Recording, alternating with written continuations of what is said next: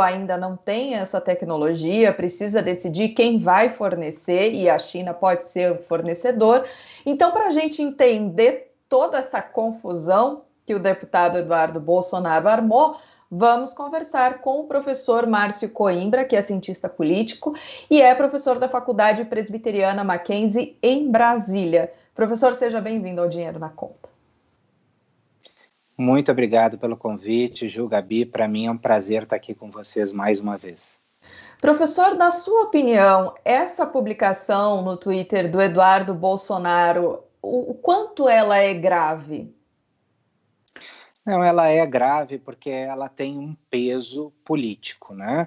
Agora, se a gente for lembrar bem, uma semana antes nós tivemos a visita de um subsecretário de Estado dos Estados Unidos aqui em Brasília.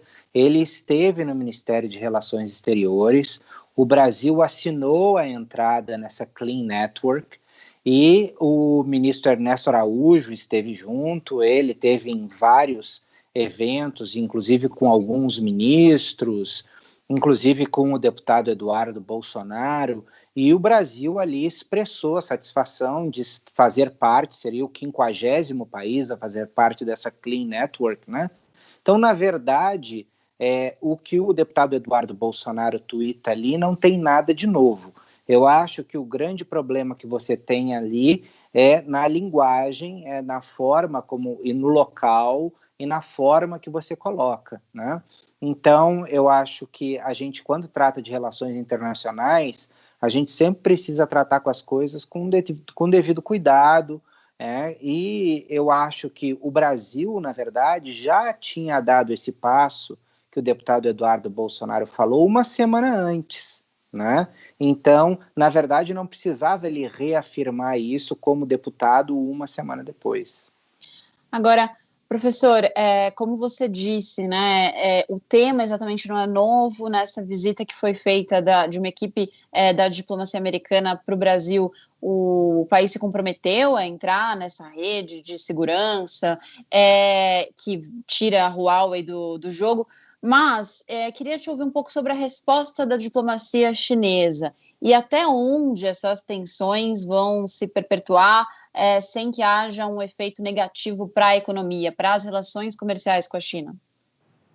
Na verdade, não foi a primeira vez, né? A gente já teve uma situação similar no começo do ano, de um embate entre o embaixador chinês e o deputado Eduardo Bolsonaro. Então, não é a primeira vez que isso acontece. Então, na economia brasileira, claro, isso pode ter impactos, porque a China vem trabalhando em um sistema também onde ela erra tanto quanto o Eduardo Bolsonaro, ou seja, a resposta da diplomacia chinesa, não só em relação ao Brasil, mas outros países, como por exemplo a França, Suécia, que já se queixaram disso, inclusive a diplomacia da União Europeia já se queixou da postura ativa da diplomacia chinesa, especialmente no que tange ao 5G e outros interesses que eles têm, eventualmente, em outros assuntos. Então, vários países já têm visto a diplomacia chinesa muito agressiva. E, no Brasil, considerando que a gente tem um governo que trabalha muito com narrativas, eu acho que dos dois lados a gente teve erro, né? A gente teve o erro de se tratar desse assunto por um deputado, se tratar num Twitter, e do outro lado, a diplomacia chinesa também não usou os métodos mais adequados, respondendo pelo Twitter, acirrando os ânimos. A gente imagina que o objetivo da diplomacia não é esse, não é acirrar os ânimos, é encontrar soluções, muitas vezes, por trás das cortinas, né, que a gente fala nas negociações que acontecem por trás das cortinas, para evitar o pior. Né? O que é esse pior? O pior é que o Brasil tem uma sinodependência econômica, ou seja, nós temos uma dependência econômica muito grande da China. E por não ter diversificado o nosso público exportador, digamos assim, nós estamos aí com dependência dos Estados Unidos e dependência da China. E isso não é bom porque um atrito com qualquer um desses países pode afetar muito a economia brasileira.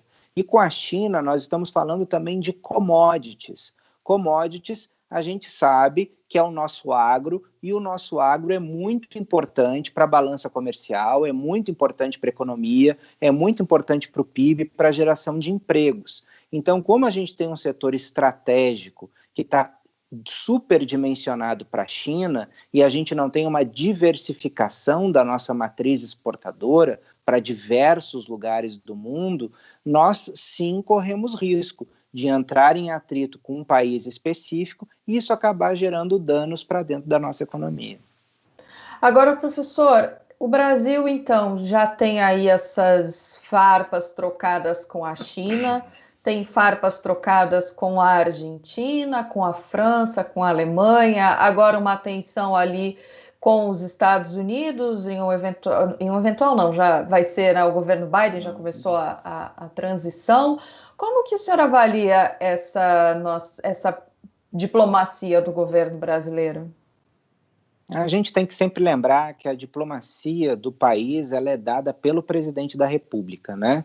O ministro de Relações Exteriores ele é simplesmente o operador dessa diplomacia. E a gente sabe que a gente tem um Itamaraty que é altamente capaz, né? É um lugar de excelência já há décadas, né? Desde que se instituiu, o Itamaraty tem sido um repositório de grande qualidade que empresta nomes, inclusive para outras áreas do governo, né? Então, nós temos um Itamaraty muito capaz de articular nessa esfera internacional, articular nesses organismos internacionais, mas a gente não pode esquecer que o Itamaraty ele é pautado pelas decisões do presidente Jair Bolsonaro. Então, no momento que ele decide enfrentar a Alemanha, ou que ele entra em descompasso com a França, a nossa diplomacia ela entra em campo para tentar aparar essas arestas e para tentar a gente ter uma relação mais harmônica com todos os outros países e para operar também as estratégias do presidente Jair Bolsonaro.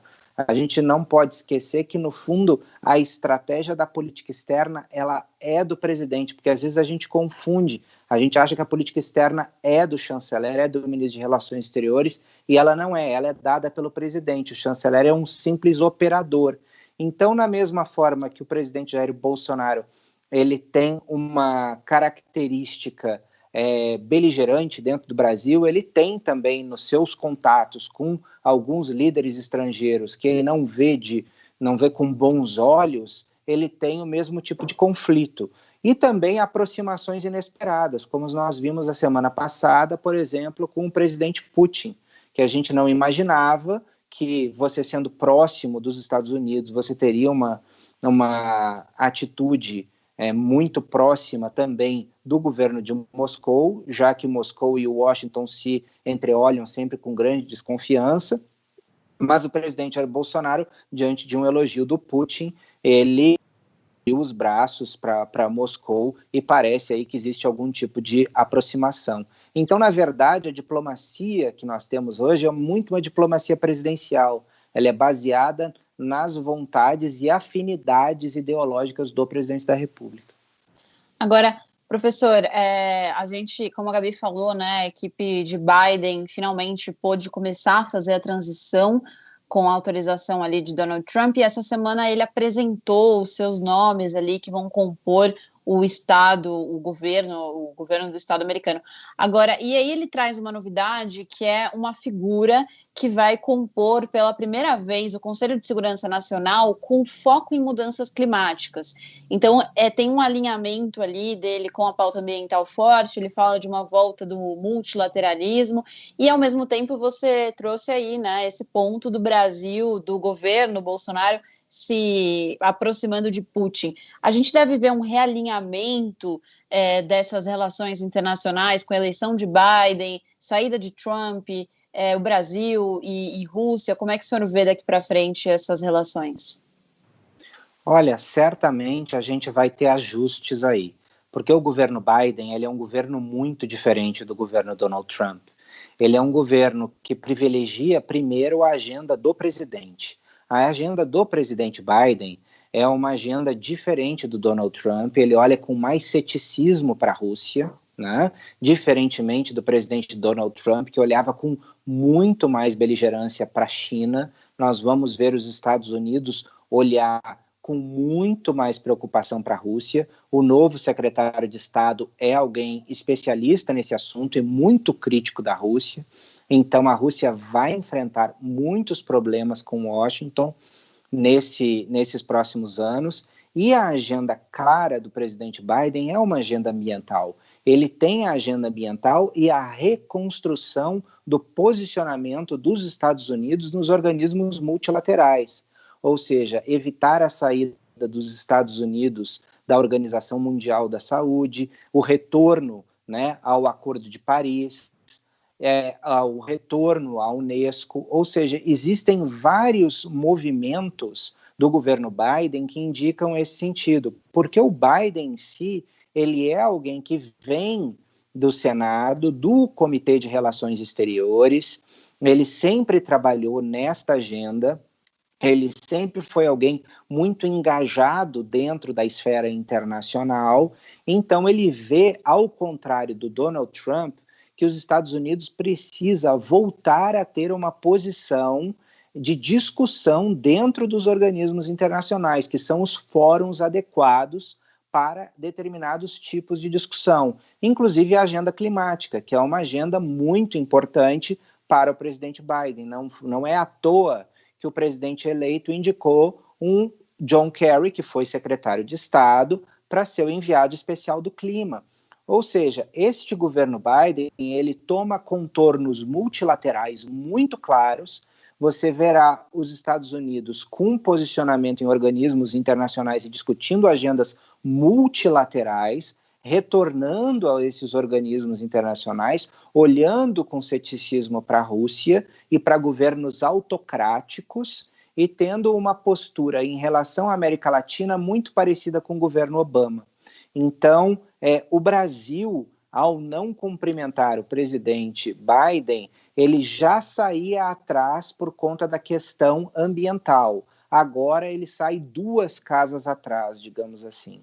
Então, o governo brasileiro, a diplomacia brasileira vai ter um enorme trabalho de construção, de reaproximação dos Estados Unidos agora com este novo governo. Professor, muito obrigada pela conversa, pela participação aqui no Dinheiro na Conta. Obrigado, gente. Foi um prazer estar aqui com vocês. Obrigada, professor. Até a próxima. Tchau, tchau. Tchau, tchau. Ju,